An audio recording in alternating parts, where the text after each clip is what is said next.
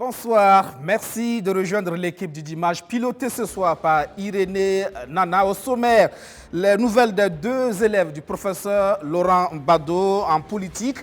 Deux élèves, mais aussi deux anciens ministres de la Culture, Abdoul Karim Sango et Tahirou Barry. Tous deux ont fait des sorties cette semaine. Dans ce 7 Info, la problématique des plateaux techniques dans nos centres de santé, le SYNCHA, le syndicat des travailleurs de la santé humaine et animale, a réagi cette semaine. Et puis, nous parlerons aussi de la contribution de la diaspora burkinabé au développement du pays. La présidente de l'association Diafaso sera avec nous dans un instant. Bienvenue à tous.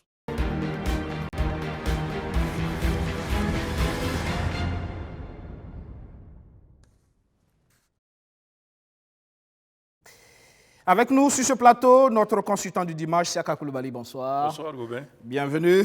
Merci. De candidat du MCR à la présidentielle de novembre 2020, Tahirou Barry prend la tête du parti. Il a été désigné président du MCR à l'issue d'un congrès tenu ce week-end. C'est la fin de 2 jours de congrès extraordinaire qui consacre le choix de Tahirou Barry comme nouveau président du mouvement pour le changement et la renaissance MCR. Le candidat malheureux à l'élection présidentielle de 2020 place son mandat sous le signe de 2 grands défis. Premier défi, pour le déverrouillage du champ politique, comme l'avait recommandé le rapport du mécanisme africain d'évaluation par les pairs depuis une décennie, en s'alignant sur tous les fronts pour éteindre les formes révoltantes et inacceptables de corruption et de fraude électorale dans notre pays. Deuxième défi, c'est le combat pour la vérité. Le combat pour la vérité dans notre gouvernance et nos mœurs politiques. Car sans vérité, il n'y a ni grandeur ni honneur. Une fois installé dans son nouveau fauteuil de président du parti, Tahirou Barry livre son analyse sur le déroulement du double scrutin. Pour lui, ces élections ont été une véritable compétition des stratégies de corruption électorale qui a consacré la victoire par ordre des partis politiques qui ont le plus fait usage des moyens de corruption. Avant de lire cette déclaration, je me suis assuré que l'un des vainqueurs n'était pas présent dans cette salle. Chers congressistes, c'est pourquoi nous avons décidé de prévenir de telles dérives et c'est la raison pour laquelle j'avais, en tant que parlementaire, introduit avec le groupe UPC une proposition de loi en février 2019 portant plafonnement des dépenses de campagne, restée jusqu'à ce jour sans suite. Selon le MCR, l'assainissement du jeu électoral doit être un impératif si le Burkina Faso veut éviter des déchirures et autres perturbations politiques. Quant au grand chantier de la réconciliation nationale, nous suivons les démarches avec une grande attention en espérant vivement qu'il ne sera point un laboratoire de duperie et de diversion. Du reste, nous réaffirmons à la matière notre attachement indéfectible à la triptyque vérité, justice et réconciliation. Le mouvement pour le changement et la renaissance MCR réaffirme son engagement à rejoindre le CEFOP et promet de participer au développement du Burkina Faso à travers des critiques constructives. Lui est revenu aux parents quand Tahirou Barry s'en allait. Abdoul Karim Sango va-t-il aussi occuper la présidence du Parti de la Renaissance nationale du professeur Laurent Gbado? En attendant, la nouvelle équipe dirigeante du parent Sango et ses camarades ont fait une sortie cette semaine. Après son échec cuisant aux dernières élections, place à l'autoflagellation. Le parent de Laurent Gbado brise le silence pour la première fois depuis la proclamation des résultats du double scrutin.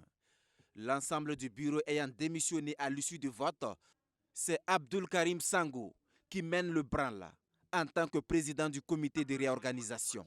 De janvier à maintenant, des tournées ont été entreprises dans les différentes provinces du pays. Des propositions en ont découlé. De nouveaux projets de statut et de règlement intérieur ont été rédigés.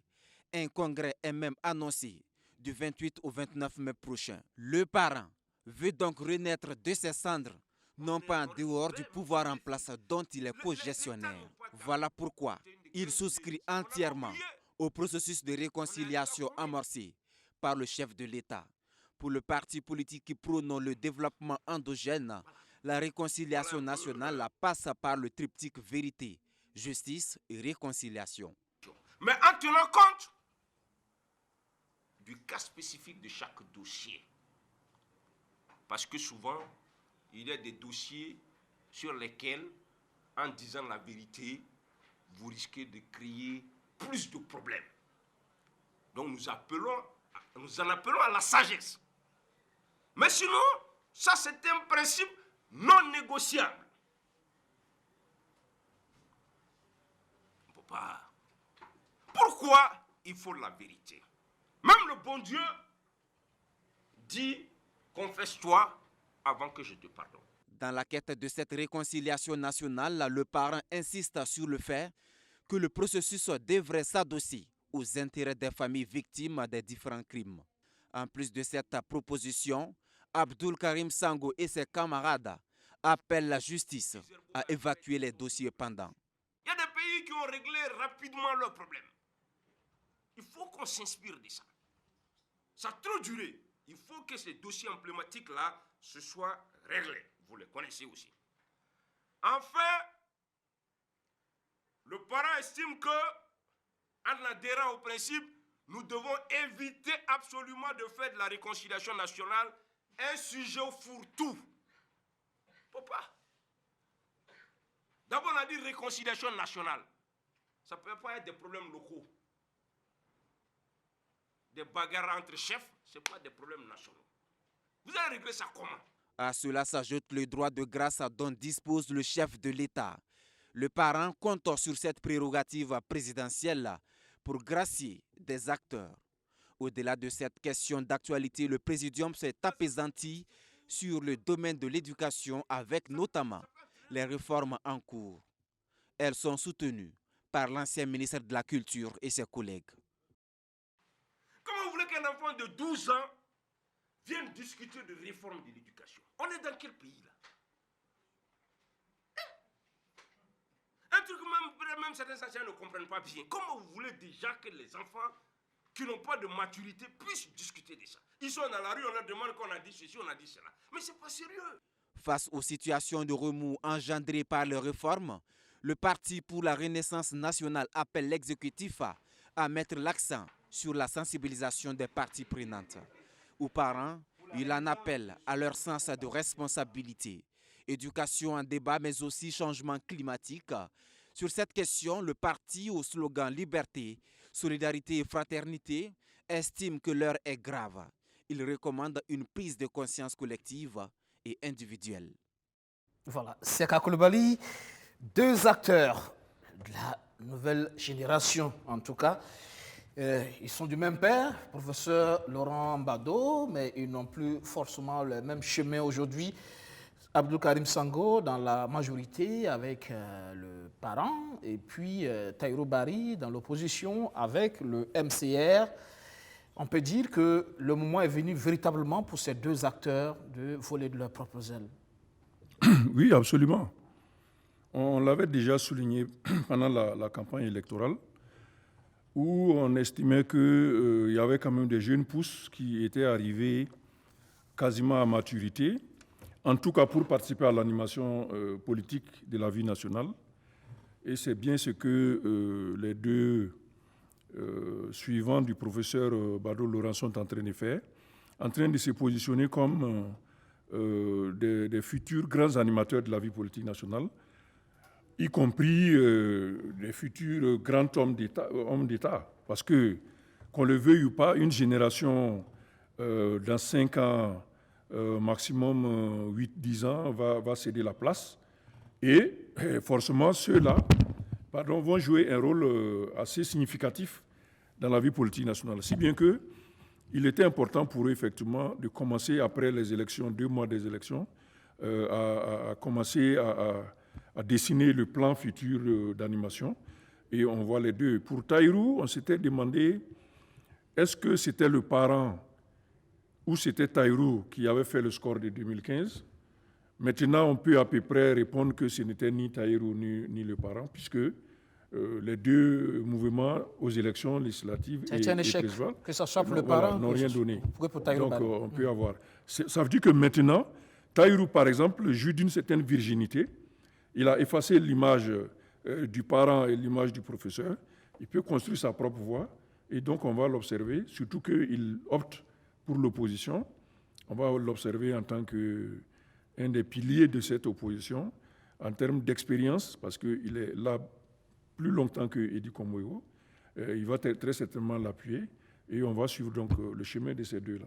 C'est vrai que deux hommes formés à la même école, hein, on pourrait dire politiquement plus ou moins bien formés. C'est la vision politique du professeur Laurent Gbado, le développement endogène, les deux prônent cela. C'est aussi deux expériences hein, au sein du gouvernement. Les deux ont été ministres de la Culture. On peut dire donc que c'est quand même une somme d'expérience et puis deux profils assez intéressants justement pour dire par rapport à l'animation de la vie politique et par rapport à cette perspective de changement générationnel dont on parle. Disons que en ce qui concerne l'héritage du professeur Gbado Laurent, moi je pense que les deux ont plus intérêt à s'inspirer de sa méthode plutôt que de la vision politique parce que nous sommes dans un contexte assez spécifique où les visions, y compris des partis qui ont gagné des élections, qui sont au pouvoir, ne comptent pas beaucoup dans la gestion courante. Il s'agit plutôt du partenariat avec les institutions internationales, avec les acteurs internationaux, et c'est plutôt de là que sont générées les politiques publiques. Donc les visions, elles sont importantes pour la formation politique de l'homme, pour son engagement, mais au final, peut-être qu'il faut plus s'inspirer de la méthode du professeur, en termes surtout de communication politique, ce que réussit très bien d'ailleurs Sango, qui utilise à peu près la même façon de communiquer. Jusqu'au ton de la voix. Voilà. Donc c'est déjà là qu'on va assister. Est-ce que le professeur a réussi réellement à passer la main? Et c'est à ce niveau qu'il faut... Mais il faudra pour lui, pour Sango, qu'il s'affranchisse aussi. Oui, mais je pense que c'est déjà un élément qu'on a perçu dans ce congrès. La relecture des textes, très certainement, va porter sur une nouvelle dynamique, forcément. Le professeur, je pense, a fait son temps et il va lui-même donner les coudées franches à ses poulains. Et dans son parti, c'est sûr qu'il va laisser les jeunes s'organiser comme ils l'entendent. S'affirmer surtout. Et s'affirmer surtout. Peut-être que lui va rester comme un inspirateur. De temps en temps, lors des grands moments politiques, il va peut-être donner 2 ou 3 petits conseils, mais généralement, l'organisation et le fonctionnement du parti, très certainement, je crois, va sortir du congrès qui va venir. Et visiblement, Sango semble bien parti pour la présidence. Sango, oui, si on le voit aujourd'hui animer l'intérim, ça c'est certainement pour lui-même imprimer sa marque sur la future organisation du parti. Donc, c'est clair, les deux élèves, donc, comme vous le dites, du professeur, ils vont devoir s'affronter sur la scène. Ils sont sur les rails maintenant. Opposition majoritaire. Voilà, on verra bien comment est-ce qu'ils vont s'en sortir. Mais je crois qu'entre les deux, il n'y aura pas tellement... c'est plutôt une conduite intelligente des processus qui va se remarquer. Parce qu'avec l'expérience qu'ils ont eue, chacun, ils verront que ça ne sert finalement à rien d'être à couteau tiré les uns avec les autres. Pas d'animosité. La preuve, on a vu d'ailleurs Abdou Karim Sango au congrès du Voilà. Donc, je crois qu'ils ont pris beaucoup de bouteilles, comme on dit, d'expérience de la politique. Et il faudrait les observer de près. Avec les autres de la transition générationnelle, et on verra bien comment est-ce que tout ça va se mettre en musique bientôt. On attendra donc de voir. C'est une histoire quelque peu rocambolesque, mais qui peint une réalité triste, celle de la crise sécuritaire. À Madjouari, dans la région de l'Est, cela fait près d'1 an que les populations n'ont pas vu leur maire dans la commune. Madjouari, commune rurale dans la région de l'Est du Burkina Faso, située dans le creux des falaises du Gobnangou. Le village en langue goulmansément veut dire d'ailleurs la montagne du forgeron, peuplé d'environ 15 000 âmes, agriculteurs, éleveurs et quelques rares commerçants, compose la population majoritairement goulmansé, Peul, Mossi et Yana. Madjouari est une commune sans maire depuis plus d'1 an. La situation sécuritaire a obligé la plupart des maires de la Compiègne à administrer sans résider dans leur commune, ce qui n'est pas sans conséquence sur les populations. Quand on a besoin de papiers, vraiment, ça aussi c'est un autre problème. Parce que la mairie ici, c'est un lieu de l'état civil. C'est une seule personne qui occupe cette place.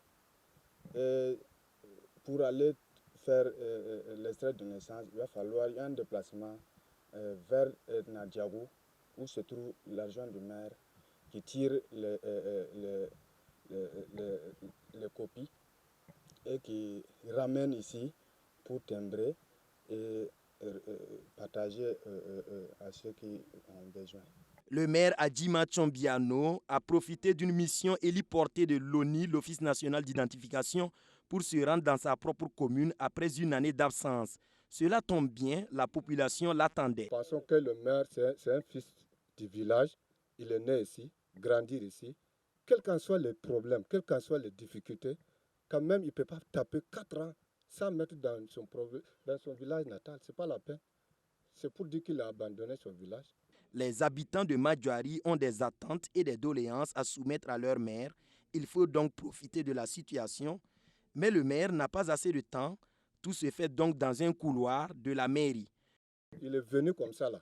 Je lui ai demandé une audience. On veut même, les jeunes sont là, on veut le croiser. Au moins 5 minutes. Il me dit qu'il n'y a pas le temps, ils vont repartir. Qu'est-ce qu'on va faire? Le Burkina même a oublié. Madjoari même, pour nous les autochtones de Madjoari, si ce n'est pas qu'on voit les militaires, on ne sait pas que le temps du Burkina même. Madjoari, c'est comme un village qui n'est pas au Burkina. Ce bureau du maire de Madjoari n'a pas vu son occupant depuis plus d'1 an. Dans la commune, on se sent abandonné, mais pour le maire, le repli s'imposait. Ils peuvent dire que moi j'ai abandonné la population, ce n'est pas la seule commune. Les communes riveraines du parc national, là, aucun maire n'est pas dans la commune. Parce que avec l'insécurité là, je suis exposé. Et on a reçu des instructions par la hiérarchie à nous dire de faire très attention. Voilà, si tu joues, si on te prend, ça n'engage qu'à toi. Voilà. Avec l'insécurité, tout le monde le sait que vraiment, moi je suis exposé. Parce que moi, ma maison et le détachement, ça fait 5 km. 5 km là, je n'ai pas de garde-corps. Je peux aller rester là-bas. La nuit, on va venir m'enlever. Donc à ce moment, le préfet n'est pas là. Moi aussi, je ne suis pas là. C'est nous les autorités qu'on cherche. Donc l'État même connaît la situation qui prévaut dans nos communes. Si la situation sécuritaire ne revient pas à la normale, ce n'est pas sûr que le maire revienne vivre dans le village qu'il a vu naître. Y revenir par la route serait un suicide et il n'est pas prêt à courir ce risque. La solution, c'est d'abord, on va garder ça comme ça en attendant. Si la paix revient, tout un chacun doit revenir rester là où il faut. Parce que si avec l'insécurité, je ne peux pas être exposé de ma vie. Parce que déjà, les gens entendent sur les réseaux sociaux que vraiment il y a plusieurs maires qui ont été abattus. C'est pas la chose. Je ne peux pas dire que c'est dans la région de l'Est. Dans les autres régions là, c'est très difficile. Alors que même ici là, moi je pouvais venir, je pouvais rester ici. Mais les axes entre Madjoari et Pama, celui qui joue sur cet acte-là est parti. Donc je pense que la population n'a qu'à se calmer, que vraiment, même moi là où je suis, c'est un cri de cœur, que je sais bien que si tu n'es pas chez toi, là où tu es seulement, bon, je pense que tu es dans la commune d'une autre personne, tu n'es pas content. Madjoari est une commune rurale enclavée avec maire non résident. La commune compte 8 villages et plusieurs hameaux de culture. 20 conseillers composent le conseil municipal. N'eût été la situation sécuritaire, c'est une commune aux potentialités touristiques énormes. Les falaises du Gobnangou s'y étendent à perte de vue et vont jusqu'au Bénin. Grâce au détachement militaire de Tamarga, la vie reprend son cours petit à petit dans cette commune située à une vingtaine de kilomètres de la frontière béninoise. Le maire, quant à lui, s'arrange comme il peut pour gérer sa commune à distance et demande à sa population de comprendre la situation. Pas simple pour ce beau village dont le développement est stoppé par le terrorisme. Siaka, c'est cela la triste réalité de l'administration territoriale de nos communes rurales aujourd'hui. Ces communes dans les zones rouges en proie au terrorisme, c'est cette réalité des communes où l'administration n'existe plus, où les populations ne savent pas où donner de la tête quand il s'agit de solliciter les services de l'administration? Pour aller vite, ça soulève une question qui touche à des sujets que nous avons abordés ici, à savoir l'agencement du code électoral sur la gestion et l'élection des maires et le fonctionnement des comités exécutifs locaux. Voilà donc un exemple très probant où on a effectivement un élu, mais qui ne peut pas résider dans sa commune, et on n'a pas de mécanisme pour pallier à cela. Donc les habitants sont obligés de subir des désagréments importants, parce qu'eux aussi sont exposés à l'insécurité. Donc s'ils ont décidé de rester pour gagner leur vie décemment, et que cela leur est possible, l'État aurait dû proposer également des mécanismes permettant de pallier, peut-être pas de remplacer le maire, mais de trouver des alternatives au fait qu'il ne soit pas présent en termes de signature, en termes de responsabilité, etc. Un an quand même, c'est trop. C'est énorme. Et quand on prend des questions basiques comme les actes de naissance des nouveau-nés, on sait très bien que l'état civil impose des normes. Au bout d'un certain temps, on ne peut plus établir l'acte de naissance d'un enfant, je crois que c'est 3 mois. Après, ce sera des jugements splittés, etc., etc. Donc, c'est des droits des citoyens qui sont bafoués avec cette situation de l'insécurité, qu'on comprend très bien, c'est vrai, mais qu'on aurait pu anticiper depuis le temps que ça se passe pour trouver des solutions alternatives, de sorte que le maire puisse être en sécurité également, mais aussi que la commune puisse fonctionner. Autrement dit, on ne va pas planter les régions du pays, parce qu'à l'Est, il y en a beaucoup comme ça. Oui. Et des élections municipales en vue, voilà. Il faudra intégrer cette donne désormais pour faire en sorte que ce problème véritablement soit réglé. Heureusement que les partis politiques se sont déjà entendus sur le principe d'une rencontre future pour tenter d'ajuster la situation du texte à la réalité. Peut-être qu'ils vont prendre en compte toutes ces questions-là. Oui. Et faire en sorte comment gérer une telle commune, une commune en proie au terrorisme, comment gérer une telle commune, il faudra y penser. Il faut y penser. Les élections à venir. Et c'est la thématique que je développe tout le temps, à savoir le local doit être orienté développement plus que politique. Ça va éviter pas mal de désagréments. Je ne sais pas dans quelle proportion les partis politiques, majorité et opposition, pourront s'entendre pour régler ces questions. Mais c'est des questions concrètes pour lesquelles on élit les dirigeants. Et c'est ça qu'il faut qu'ils les résolvent. Voilà. Pendant ce temps, à Ouagadougou, le maire Armand Bewende a déclaré la guerre contre l'occupation illégale de l'espace public. Il est 7h30 ce 9 avril, aux abords du canal de Mogonaba, à Ouagadougou. Voici la situation des lieux, peu avant que le caterpillar de la mairie ne procède à l'acte spectaculaire. L'ensemble des équipes est en place. Il y a d'abord l'équipe qui va démolir. Il y a ces gros engins qui vont débarrasser les décombres. Il y a celle qui saisit le matériel trouvé dans les boutiques et l'autre côté des lieux toujours en chantier. Et enfin, celle qui maintient l'ordre. C'est nécessaire car il y a de la tension de l'autre côté de la rive. Ce Baptiste, destiné à être un lieu de réception selon des témoignages, appartient à cet homme en bleu. Jusqu'à la dernière minute, il n'y a pas cru. Ces interminables appels téléphoniques n'ont pas fait le poids face à l'impétuosité du caterpillar.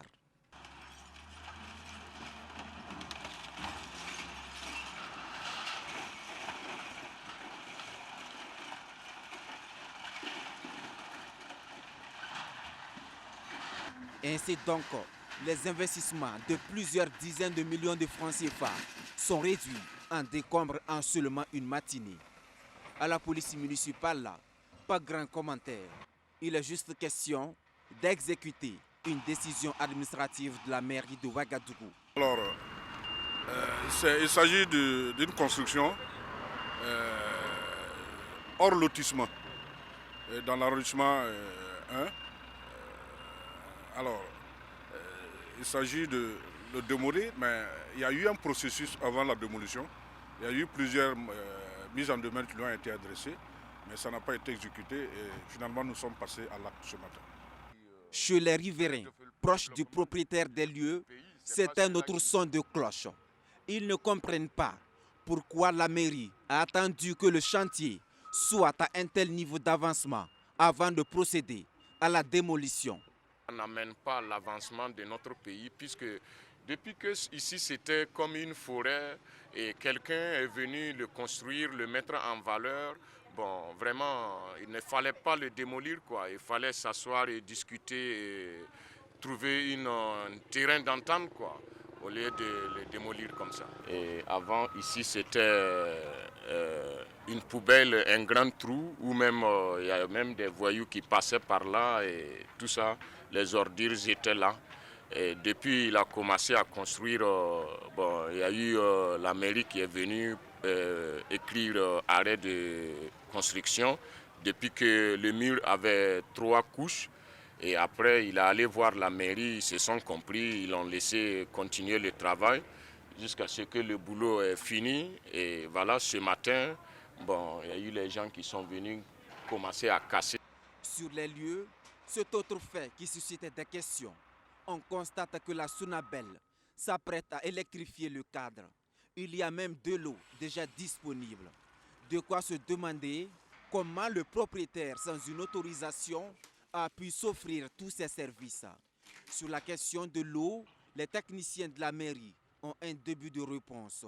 Ils présentent cette installation comme étant un moyen illégal d'avoir accès à l'eau et au courant. Une conduite souterraine qui traverserait le canal pour arriver au chantier. Et voilà une situation, Saka Coulibaly, là, c'est quand même déplorable. Vous voyez des populations qui construisent dans le domaine public, hors lotissement, mais en même temps, on s'interroge. On a entendu l'intervenant tout à l'heure qui dit on a mis arrêt chantier entre-temps, mais le propriétaire, entre-temps, s'est entendu avec la mairie et qui lui a permis de continuer le chantier. Il y a des zones d'ombre quand même. Oui, c'est clair. On ne pourra jamais savoir la vraie réalité sur ce type de dossier, hein, vous savez bien. Il y a les ordres, il y a les décisions, et puis il y a l'administration des décisions par les hommes. Du coup, ce n'est pas étonnant qu'on atteigne cette situation-là. Et vous trouverez peut-être qu'il a bénéficié d'un œil accommodant de certains responsables au niveau de la mairie, ce qui lui a permis de continuer un travail qu'il savait lui-même illégal. Et il y en a plusieurs situations comme ça. C'est ce qui fait donc de la question foncière et la question de l'habitat les questions centrales donc, du mandat. Et je crois que le président avait bien pris la mesure de ça. Dès qu'il avait été élu, il situait ça parmi ses priorités. Il a parlé de la corruption et de la question foncière. Et voilà qu'on se retrouve sur ces deux sujets avec ces dossiers précis-là. Espérons que, et je sais que ce n'est pas le premier cas de démolition qui se déroule.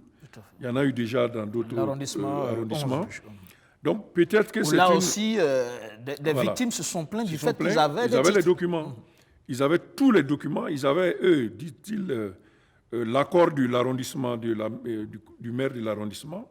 Tous les documents étaient en ordre et que la mairie centrale a malgré cela procédé à la démolition. Donc c'est des questions assez difficiles et aussi sensibles parce qu'elles touchent en même temps le vivre ensemble aussi, les questions de développement. On a entendu l'intervenant évoquer cet aspect-là. Donc c'est un domaine sensible et les autorités devraient y faire. À l'approche de l'élection municipale, c'est sûr que le maire, il gagnera des points aux yeux de certains, mais il en perdra aussi beaucoup aux yeux d'autres. Hein, parce que la sensibilité des populations, c'est de voir un bâtiment de cette couleur, de cette qualité en train d'être détruit. Il y en a qui auront le cœur saignant. Et donc, je pense qu'il a bien calculé son coût et il verra bien comment procéder à tout ça. Toujours est-il que c'est un travail d'assainissement. Hein? Oui, c'est un travail d'assainissement. Il faut le reconnaître. Un travail aussi de législation. D'accord. Dans le secteur de la santé, les plateaux techniques dans nos hôpitaux suscitent l'indignation. Le SYNCHA, le syndicat des travailleurs de la santé humaine et animale, semble épuisé dans la dénonciation. L'autorité, visiblement, reste muette. Non, c'est sciemment filmé et le camarade a voulu échanger cela avec ses camarades anesthésistes, dans la part anesthésiste. Enfin, un début d'explication à la vidéo devenue très vite virale au Burkina Faso. Le personnel soignant en train de se démêler pour faire fonctionner la lampe d'un bloc opératoire alors que le patient était prêt à être opéré. La scène qui s'est produite à l'hôpital Yalgado Ouedraogo a outré plus d'une personne. Environ une semaine après sa diffusion, le SYNCHA l'assume et défend ses membres qui en sont les auteurs. Et ce n'est pas la lettre d'explication demandée par l'administration qui va freiner l'élan du syndicat des travailleurs de la santé humaine et animale. Quand la direction de l'hôpital cite l'article 45 de la loi relative à la fonction publique hospitalière pour condamner l'acte, le syndicat, lui, brandit d'autres argumentations. Entre dénoncer cette situation et puis se taire, puisqu'ils ont adopté d'autres attitudes qui n'ont rien donné. En réalité, c'est ça. Donc, est-ce qu'il faut se taire et puis laisser continuer ou bien il faut faire quoi? Pour moi, si même j'étais dans le bloc là et qu'il fallait recommencer, j'allais le faire. Voilà. Bon, maintenant, tel que vous le dites, moi je ne pense pas qu'il y a violation. Je ne pense pas qu'il y a violation. Bien plus qu'une action isolée, ce cas démontre à souhait que l'hôpital universitaire Yalgado Ouedraogo est malade lui-même. Par exemple, aucun scanner ne fonctionne dans ce centre de santé de référence nationale, regrette le SYNCHA. Sinon, au quotidien, c'est comme ça que les travailleurs caracolent, les travailleurs se débrouillent pour pouvoir sauver les vies humaines. Voilà, donc ce n'est pas la première fois, ce n'est même pas le seul coin. Partout dans les blocs, là, c'est comme ça. C'est quoi le constat, M. Gonfé? Dites-nous exactement. Le constat, c'est qu'il y a une insuffisance de matériel, il y a un manque de matériel. Le peu qu'il y a tombe fréquemment en panne, et quand ça est en panne, alors qu'il y a des vies qui ne peuvent pas attendre, ça pose problème. Bonjour les dégâts. Voilà. Face aux caméras ce 7 avril, le SYNCHA a affiché pratiquement son impuissance. Il appelle maintenant le peuple burkinabé à s'assumer. Nous avons fait des grèves, nous avons fait des sittings, nous avons fait des écrits, nous avons fait des rencontres pour dénoncer les conditions de travail vraiment dans lesquelles nous sommes. Voilà. Donc, nous sommes essoufflés. Nous sommes essoufflés, mais nous pensons que, on l'a aussi dit, il y a des batailles qui nous dépassent. Nous allons toujours continuer à le faire, mais nous disons haut et fort que ça nous dépasse. Parce que c'est une lutte citoyenne qui interpelle le peuple tout entier. Parce que ceux-là qui viennent pour se soigner là, c'est nous bien sûr, mais ce n'est pas nous seulement, c'est les populations. C'est vous, c'est ceux qui sont à la maison. Voilà, donc tant qu'eux, ils ne prennent pas conscience que l'hôpital là, c'est pour eux, et que les dirigeants là, c'est eux qui les ont mis en place, et qui sont là pour eux, et qu'il faille les obliger à mettre les formations sanitaires à niveau pour pouvoir les prendre en charge. Tant qu'il n'y a pas cette prise de conscience là, au niveau de la population là, nous, notre lutte là, va être un leurre. Madame Barkissa Guira, présidente de l'association Diafaso, nous a rejoint sur ce plateau. Bonsoir, madame. Bonsoir, monsieur Guibri. Merci de répondre à notre invitation. Merci à vous. Avec vous, on parle donc de la contribution de la diaspora burkinabé au développement du pays, mais déjà, vous êtes du secteur de la santé. Oui. Et quand vous voyez ces images, ça vous interpelle? Bien sûr. Ben, évidemment, c'est un peu triste. Hein? Voilà, on souhaiterait mieux que ça, mais c'est très triste. Voilà, l'état de nos structures sanitaires au Burkina, vraiment, ça laisse à désirer. Récemment, nous avons accueilli un patient au Burkina, qui est au Sénégal, à Dakar. Vous résidez à Dakar. Et voilà, l'époux de ma nièce qui est venu se faire opérer pour un décollement de la rétine. La machine coûte 400 millions et tout un État burkinabé ne l'a pas. Il fallait se déplacer pour aller le faire à 1,5 million au Sénégal. Donc vraiment... c'est un problème. C'est un problème. Il va falloir travailler donc à faire davantage du secteur de la santé une priorité pour le Burkina et peut-être aussi avec la contribution de la diaspora, on n'en sait jamais. Mais déjà, vous contribuez beaucoup, notamment pour apporter de l'eau potable au Burkinabé et dans ce sens-là, on va le voir à travers cet élément, une diaspora donc qui s'organise, décidée à jouer sa partition dans le développement du Burkina Faso. La question ce soir, que devient le fonds de soutien de la diaspora annoncé après le premier forum de la diaspora burkinabé? Ce sujet nous invite à en savoir davantage. Une coupure de ruban et une première coulée d'eau officielle au forage du village de Dorokui. Nous sommes dans la commune de Béréba, à Houndé. Ce forage est l'œuvre de Diafaso, l'association des Burkinabés de la diaspora. Né en novembre 2018, suite au Forum national de la diaspora, l'association a lancé une collecte de fonds en vue d'investir dans des projets de développement. Ceux qui étaient convaincus à leur retour au niveau de leurs différents pays ont sensibilisé nos compatriotes qui ont effectivement adhéré et donné chacun 1000 francs, d'autres 50 000, d'autres 100 000, 200 000, etc. Et c'est ce qui nous a permis d'avoir pour la réalisation du premier projet un montant d'environ 9 millions, ce qui nous a permis de faire les deux forages, c'est-à-dire à Dorokui et à Tobenkora. Voilà, pour l'année 2020 également, il y a eu des cotisations, mais avec la Covid-19, il y a eu un peu de ralentissement. Avec cette réalisation, les femmes du village ne feront plus 5 km pour aller chercher de l'eau. Le soulagement est total.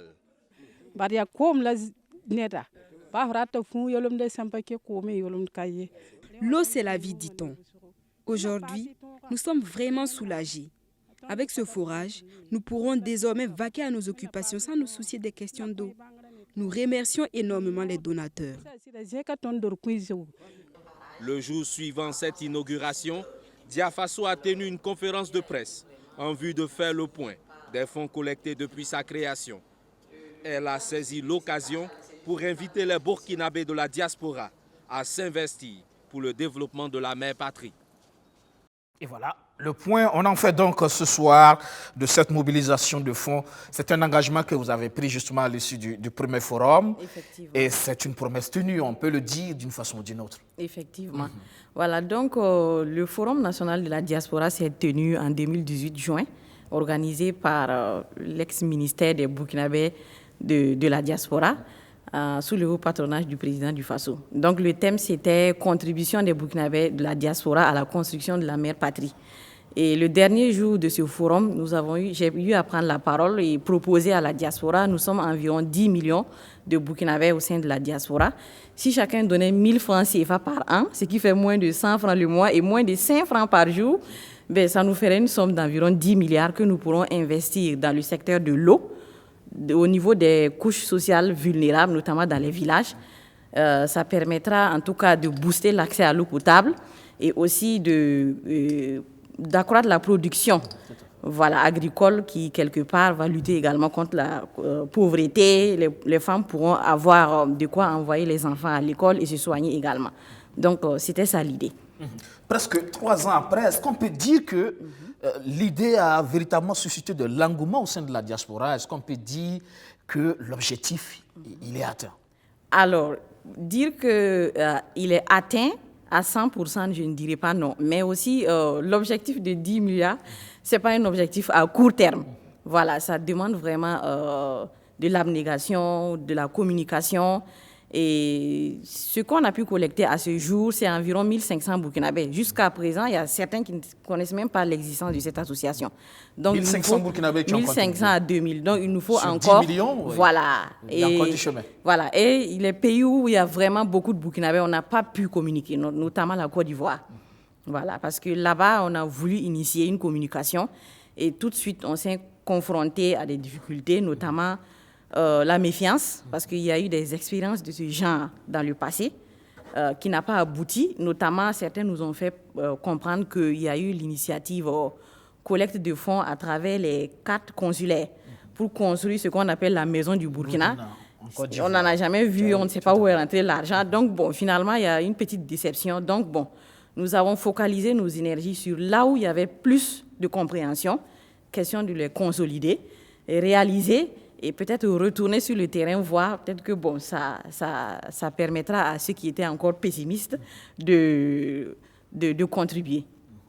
Et finalement, qui a contribué finalement? Alors, ceux qui ont contribué, c'est des Burkinabés, tout simplement, qui habitent, qui sont à l'extérieur du pays. Voilà, donc, quand on a lancé l'initiative, ceux qui ont participé au forum et qui ont compris l'initiative se sont engagés et une fois au niveau de leurs différents pays, ont mené des campagnes de sensibilisation, de communication pour convaincre. Ils viennent de combien de pays, par exemple? 30 pays. 30 pays. Voilà, 30 pays à travers les 5 continents. Voilà, donc, ils ont pu vraiment communiquer. Il y en a qui étaient effectivement réticents, ça se comprend, c'est un début. Voilà, ils attendaient de nous voir à la tâche, voir comment nous allons au moins faire une première réalisation avant maintenant peut-être de s'engager. Et vous avez pu mobiliser combien à l'étape actuelle? Alors, nous avons utilisé le fonds de 2019 pour la réalisation de 2 forages. Mais pour les 3 ans, nous avons eu environ 12 millions et environ. 12 millions. Voilà. C'est Et, déjà pas mal, hein. voilà. Et pour le lancement aussi, on avait cotisé parce que les activités de lancement, c'est la diaspora encore qui a cotisé pour lancer. Donc, à l'époque, on avait eu environ aussi 3 millions. Donc, quand on fait le total de tout, ça nous fait quelque chose de 15 millions. Et l'année passée aussi, avec la Covid-19... C'était plus compliqué. Voilà. Donc, on a rencontré beaucoup de difficultés parce que quand on a lancé déjà, ça coïncidait avec les attaques terroristes à répétition. Alors, tout de suite, il y a eu un élan de solidarité. La diaspora s'est mobilisée pour venir en aide à l'armée. Ensuite, les conséquences de ces attaques-là, les personnes déplacées internes, là encore, on s'est mobilisé pour faire des dons. C'est vrai qu'on vous a vu justement sur le terrain pour venir au secours des déplacés internes. Effectivement. Et par la suite, il y a eu la Covid-19 où, en Occident, par exemple, les gens étaient confinés, même ici. Donc, on ne pouvait pas sortir, aller travailler. C'était quand même un peu difficile pour nous encore de retourner pour demander, de contribuer, parce que là, l'urgence était d'aider et de régler ce qui est les besoins quotidiens. Donc, on a fait une petite pause. Voilà. Donc, là, on vient de donner les forages aux populations et on compte relancer l'initiative au bien de la population burkinabé. Tout à fait. Voilà. Il y a déjà le geste qui est assez symbolique quand même. Hein, déjà, au-delà des dons pour les personnes déplacées internes, dans le cadre aussi de la Covid-19, vous offrez là 2 forages aux populations. Oui. C'est l'objectif principal, surtout axé sur l'eau. L'eau, parce que comme on dit, l'eau c'est la vie. Voilà. Quand le Burkina est un pays à vocation agricole, et vous constatez qu'avec les changements climatiques, on ne peut plus compter sur la pluie à 100%. Donc, il faut mobiliser l'eau souterraine pour pouvoir subvenir aux besoins des populations en matière d'alimentation. Alors, au début, nous avions parlé de barrages, effectivement, mais nous avons eu à rencontrer les spécialistes au niveau du ministère de l'eau et de l'assainissement qui nous ont dit que, bon, avec les barrages, parfois, il faut déplacer les populations. Ça demande beaucoup de moyens. Ça occasionne d'autres problèmes. Voilà. Les réinstallations, il faut dédommager, etc. C'est ça. Mais ce qui est bien, on peut faire aussi des forages. Là, ça, c'est pas trop coûteux et ça touche un maximum de population. Par exemple, Doroku et Tobenkora, c'est environ 530 habitants. Donc, bon, pour ces 2 forages, nous avons pu vraiment satisfaire environ 1000 personnes. Il y a un 3e en vue pour Poigna, dans la commune de Toussiana. Voilà, là-bas aussi, en fait, c'est le premier village qui devait bénéficier. Mais quand la foreuse s'est déplacée, à un moment donné, la piste rurale était impraticable. Donc, elle a dû faire demi-tour. Et prochainement, ça sera le prochain site qui va, en tout cas, bénéficier d'un de nos forages. Le temps qu'on continue encore de collecter pour essayer d'aider les populations. Donc la collecte se poursuit, comme vous l'avez dit. Il y a eu pas mal de difficultés. On suppose qu'à l'interne, ce n'est pas si évident aussi de mobiliser la diaspora. On sait aussi que parfois, la diaspora aussi est suffisamment politisée. Hein, et parfois, c'est une difficulté. Effectivement. Voilà, donc quand on a lancé tout de suite, bon, les gens nous ont taxé d'être une association qui roule pour le camp présidentiel. Voilà, on fait l'affaire du pouvoir, donc tout de suite, bon, il ne faut pas les aider. D'autres ont dit ça. Voilà, et nous avons même été vilipendés parfois sur les réseaux sociaux. Mais bon, nous sommes conscients que le Burkina, c'est au-delà des politiciens. Voilà, nous, le forage que nous avons réalisé, c'est pas Roch qui va aller boire là-bas, ni Zéphirin, ni Eddy. Ce sont les populations qui vont boire et c'est les Burkinabés. Donc, pour ceux dans la diaspora, il y a des gens aussi qui savent se mettre au-dessus de la mêlée, comprendre que c'est le Burkina qui est gagnant. Donc, ces gens-là nous ont aidés et on est arrivé à ça. Voilà. Donc, sinon, c'était vraiment, ça a été vraiment un point, comment dirais-je, ça a été un frein.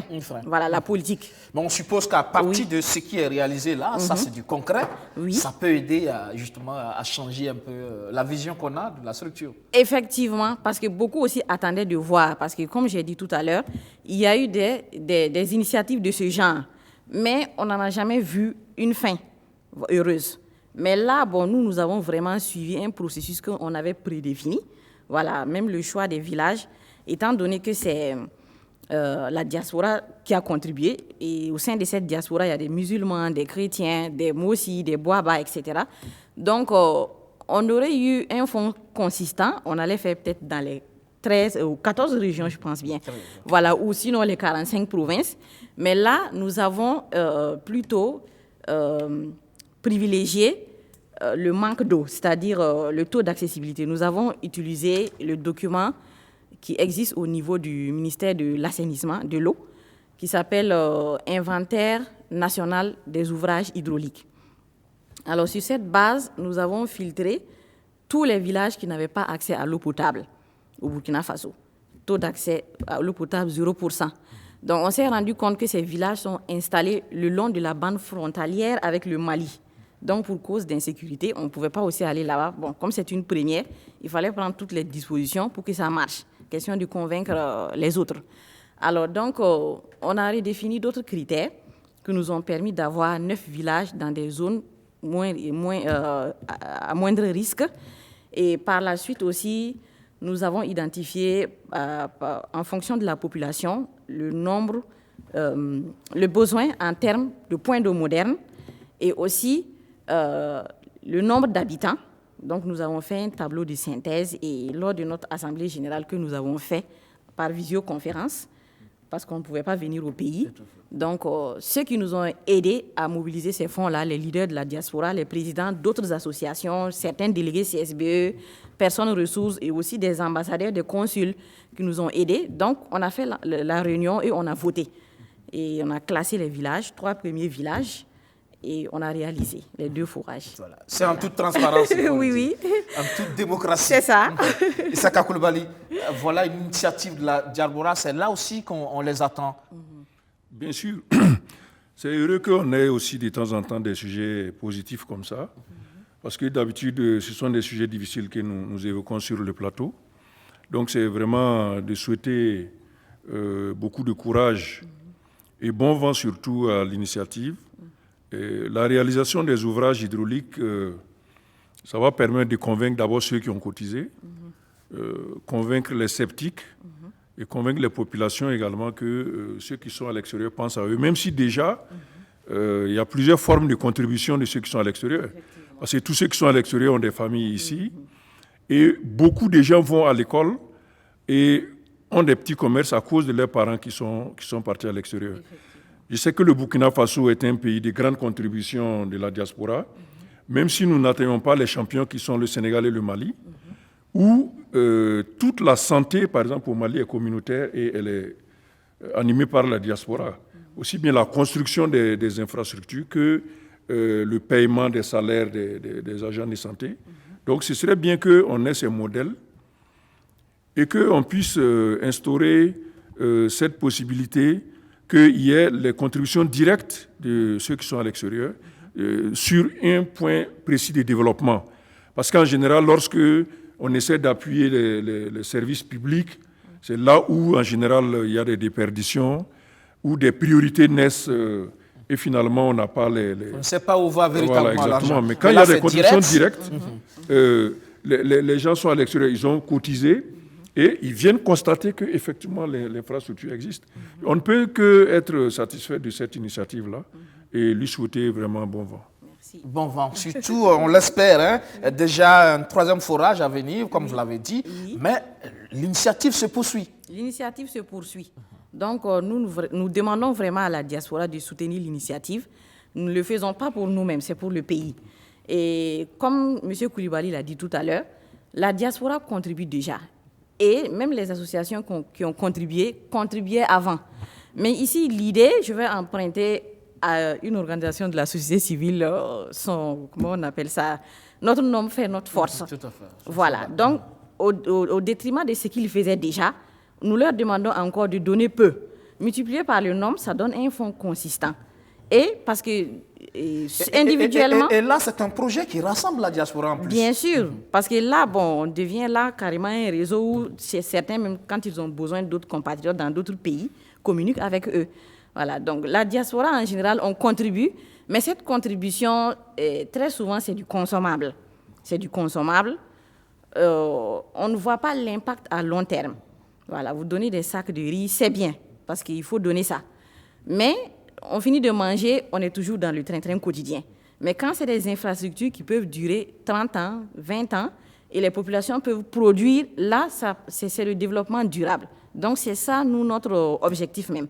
Voilà, donc, contribuer au développement réel du Burkina Faso. Alors, donc, l'initiative se produit et se poursuit, comme on l'a dit. Oui. Est-ce qu'il y a des objectifs à moyen et long terme? Alors, l'objectif que je peux dire ici, les objectifs, c'est toujours réaliser des infrastructures de développement durable. Voilà. Maintenant, peut-être dans notre stratégie, là, c'est un peu difficile souvent de toucher la diaspora parce qu'on est éparpillé à travers le monde. Donc, il faut du temps pour contacter les différents leaders, communiquer avec eux, les convaincre. Bon, là, on a déjà touché 1500. On espère que, avec la réalisation de ces infrastructures-là, certains vont nous contacter pour nous faciliter la tâche, parce qu'en Guinée équatoriale, par exemple, nous ne les avons pas appelés. Ils ont vu les informations sur les réseaux sociaux, ils nous ont contactés, on les a mis dans nos groupes, et tout de suite, leur donner l'information. Ils ont collecté à Malabo, et ceux des Batra aussi ont appelé pour dire que, c'est une île. Ils sont prêts aussi, eux aussi, ils ont collecté. Donc, il y en a qui n'ont pas attendu qu'on les appelle, qui sont venus vers nous. Donc, si on a des occasions comme ça nous facilitera vraiment la tâche. Sinon, on est prêt pour toucher tout le monde. Certains aussi, ne nous ont pas aidés parce qu'ils ont pensé qu'on les a exclus. En fait, c'est parce qu'on n'a pas eu le temps. 10 millions de personnes, on ne peut pas les toucher tout de suite. Mais l'objectif, vraiment, c'est de toucher tout le monde. Voilà. C'est un objectif, c'est peut-être, ça demande une organisation au niveau de l'association pour justement pouvoir toucher tout ce monde. Oui, effectivement, il faut qu'on s'organise. Voilà, parce que avec la Covid-19, tout le monde a compris l'utilité des visioconférences. On n'a plus besoin forcément de se déplacer pour aller rencontrer les gens. Donc, on va adopter ces systèmes-là, voir avec les leaders comment, dans le mois, par exemple, 2 visio ou 3 visioconférences, pour sensibiliser les populations et parfois aussi au niveau de nos différents moyens de collecte de données et de fonds, il y a un petit souci parce qu'avec notre compte Orange Money, on ne peut pas depuis l'extérieur contribuer. Voilà, parce que c'était le règlement. On nous a fait comprendre qu'un compte collecte, il est national. C'est individuel, que ça peut être international. On n'a pas voulu prendre des risques aussi, donc c'est un compte national. Donc, il faut que les gens envoient au pays pour que ceux du pays envoient dans le compte Orange Money. D'autres aussi, à l'étranger, tout le monde n'a pas accès à la banque. Voilà. Donc, nous sommes en train de réfléchir pour voir comment trouver des voies et moyens pour faire cette collecte-là de façon facile. D'accord. En tout cas, on va vous souhaiter bon vent pour la suite. Merci. Et merci encore pour cette contribution citoyenne au développement de ce pays. Je sais qu'ils sont très nombreux à nous suivre au niveau de la diaspora. L'appel est donc lancé pour ceux qui n'ont pas encore été touchés. Vous pouvez le faire directement en rentrant en contact avec l'association Diafaso. C'est bien ça. Voilà. Merci à BF1 aussi qui, depuis le début, a cru au projet et nous a accompagnés. Nous avons participé à l'émission Surface de vérité. Ça a permis à d'autres de connaître. Et il y a eu d'autres reportages. Voilà, donc c'est aussi une télé qui est là pour la nation. En tout cas, on sera toujours là. Merci encore une fois. Merci. Vous restez avec nous pour la suite de cette info.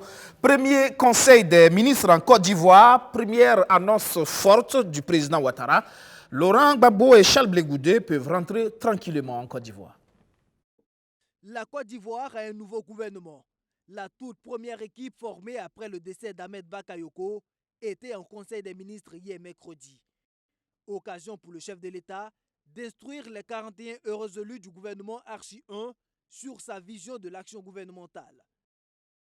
Sur ce point, Alassane Ouattara dit jouer la carte du triptyque paix, sécurité et cohésion sociale.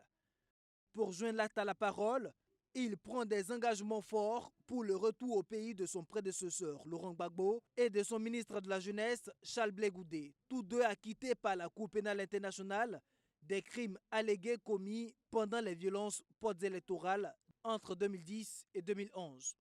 Monsieur Laurent Gbagbo et Blé Goudé, ils sont libres de rentrer en Côte d'Ivoire quand ils le souhaitent. Les frais de voyage de monsieur Laurent Gbagbo ainsi que ceux des membres de sa famille seront pris en charge par l'État de Côte d'Ivoire. Des dispositions seront également prises pour que M. Laurent Gbagbo bénéficie, conformément au texte en vigueur, des avantages et indemnités dus aux anciens présidents de la République de Côte d'Ivoire. Alassane Ouattara n'ignore pas que la pilule de l'acquittement définitif passe difficilement pour certaines victimes de cette crise post-électorale qui a fait plus de 3000 morts. Mais il se veut rassurant, la République restera bienveillante à l'égard des victimes, promet-il. J'ai bien évidemment une pensée émue pour les victimes et leurs familles. Je voudrais les assurer de notre compassion et de notre soutien. Le gouvernement continuera de leur apporter assistance. Le tout nouveau cabinet gouvernemental comprend 41 membres. Parmi eux, 3 ministres d'État, dont Kandia Camara, première femme chef de la diplomatie ivoirienne. Mais aussi 33 ministres pleins, un ministre délégué, le diplomate Alcide Djedje, ancien ministre des Affaires étrangères de Laurent Gbagbo, et 4 secrétaires d'État. Cette équipe enregistre 18 départs et 13 arrivées. Tous engagés à donner le meilleur d'eux-mêmes pour une Côte d'Ivoire rassemblée et solidaire. Cheka Koulibaly, après le deuil, la Côte d'Ivoire se remet en marche avec déjà ce gouvernement. Quelque peu surpris quand même, non? Kandia Camara, chef de la diplomatie, ministre d'État. Non, moi je ne suis pas surpris parce que Kandia Camara fait partie quand même des très proches du président Alassane Ouattara. Donc au moment où il faut relancer, je dirais, la machine après les événements de la réélection, il faut compter sur ses proches. Ce qu'il faut plutôt noter, c'est d'abord la décision d'accueillir oui, on allait les acquittés. Y arriver d'abord, justement. Mais dans la composition aussi du nouveau gouvernement, on s'était laissé espérer que l'accord politique aurait eu lieu tout de suite et que certains... Il y a un peu plus d'ouverture. Voilà, un peu plus d'ouverture. Et c'est là où on ne peut s'empêcher de penser... qui n'a pas voulu. Peut-être que l'opposition n'a pas voulu, mais on ne peut s'empêcher de penser que peut-être le décès prématuré de Ahmed Bakayoko peut avoir fait reporter l'objectif. Peut-être s'il était l'homme chargé de conclure certains ralliements au nouveau gouvernement, son décès peut, je ne dis pas que c'est le cas, mais c'est aussi une possibilité. Il y a quand même Alcide Djedje.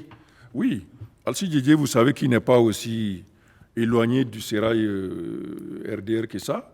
Il a été longtemps dans les coulisses du gouvernement. Donc lui, je ne pense pas qu'il fasse la représentation formelle d'un des partis de l'opposition.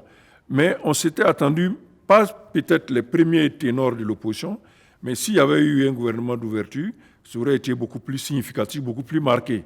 Et c'est là où il faut peut-être espérer que déjà ce gouvernement soit une étape pour permettre qu'après le retour de Laurent Gbagbo sur le sol national, des pourparlers plus importants et le dialogue national puisse se tenir, parce que le chef de l'État place son mandat sous le signe de la paix, de la sécurité et de la cohésion. Tout à fait. Et donc, dernier élément sur le gouvernement, la confirmation de Téné Brahima, frère du président, au poste de ministre de la Défense.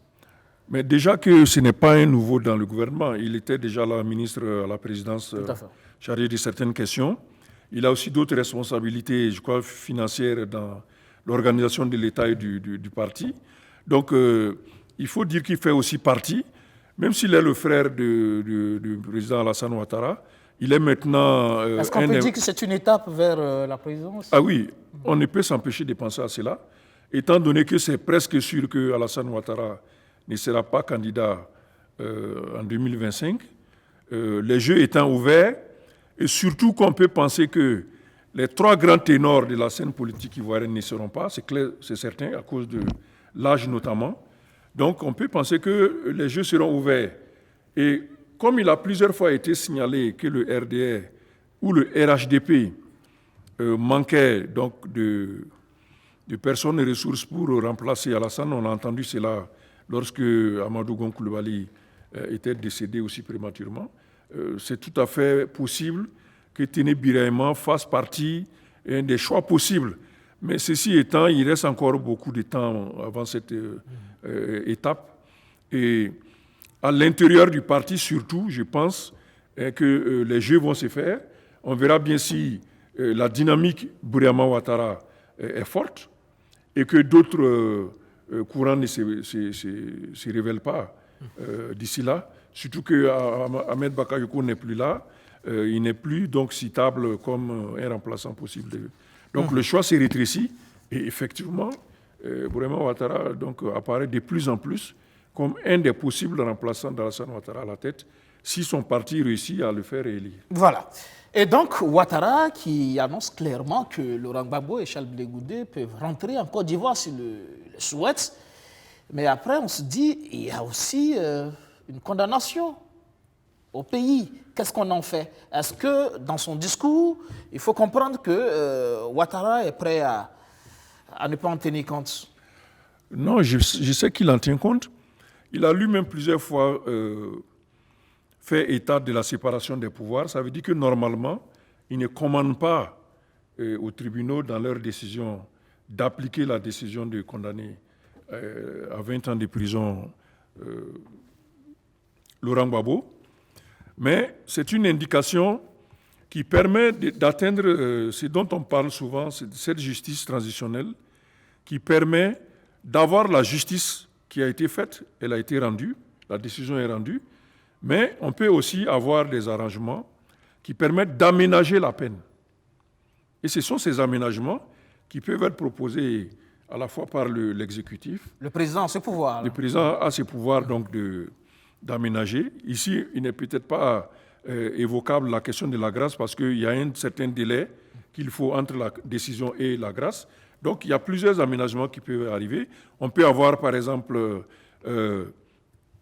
une résidence surveillée. On peut avoir plusieurs formules qui existent et qui permettent donc de régler la question de la condamnation.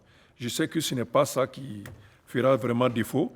L'essentiel était la décision politique de laisser rentrer le président Laurent Gbagbo et Blé Goudé. Ça participe de la réconciliation nationale. C'est fait maintenant, et même dans les meilleures conditions, parce que même ses frais de déplacement seront assurés par l'État, et son séjour en Côte d'Ivoire est quand même assuré aujourd'hui, puisqu'il aura les avantages des ancien président avec sûrement des rappels. Exactement. Ça fait un bon pactole. Oui, exactement. Donc, pour le président. C'est un bon signal pour la réconciliation. Mais en même temps, ce retour, Ouattara le dit, pas de souci, mais en même temps, l'impact politique, il est certain par rapport au pouvoir.